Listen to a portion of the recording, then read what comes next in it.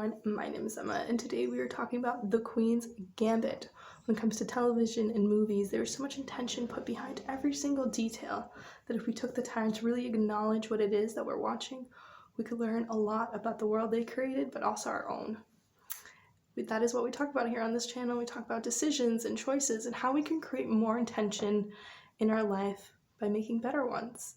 And we can create the world that we want to see by moving with intention.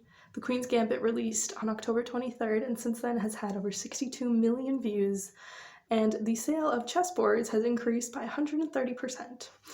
So what does this mean for us? What can we learn from it? Well, the show is set in the 1970s, is based off of the book with the same name, and the author was told for 30 years his book was never going to make it, nobody was ever going to care about it, and now 62 million people have viewed the show. So Netflix is this great starting off point for many people, and it has given opportunities to so many. I'll link Netflix's story here, but the story being set in the 1970s pokes at a lot of different things that women had to face. Women were really not allowed to own their own houses. They had to sign with a husband. They really couldn't do many jobs. And the fact that she was able to make money off of the thing that she loved to do was both impressive and inspiring, because even now, 50 years later, where women can take on jobs, women are still being discouraged and discriminated against because of the status of being a woman. And so it brought up a lot of similar things that I've had to face with in my own life, where I saw her face.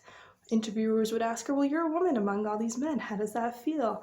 And it kept coming back to the fact that she was a woman among all of these men and was, well, beating them.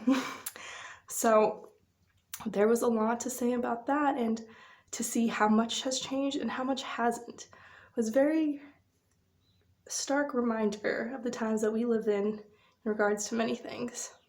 And the times that they were in was around the 70s, and the last chess tournament that she's in is in Russia. And there was so much high security, and it really touches upon that time and tells us more about that era than maybe our own history classes did.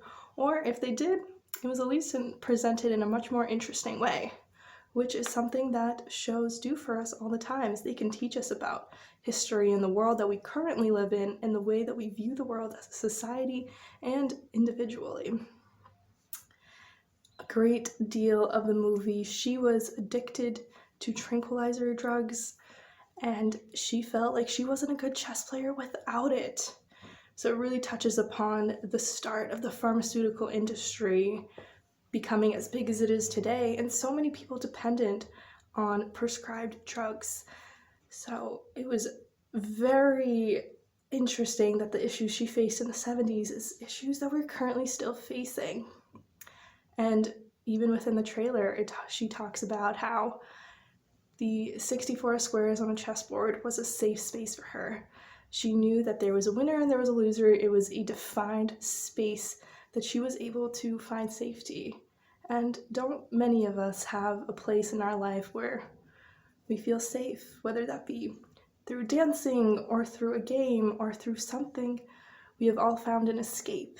And for her, it was chess, and she was able to create not only a career, but money for herself and a name as well.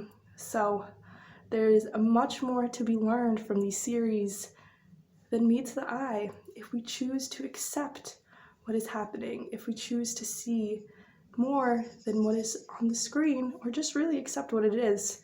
And many people will say, well, watching TV or movies is a waste of time. But really, it's only a waste of time if you see it that way. And there's so much to learn from every single thing that we do in our lives. So let's take the time to really take in what's happening and to appreciate the amount of detail and attention that went into every single one. Thank you for being here with me this time, and I hope to see you soon. But until then, hope you have an amazing day.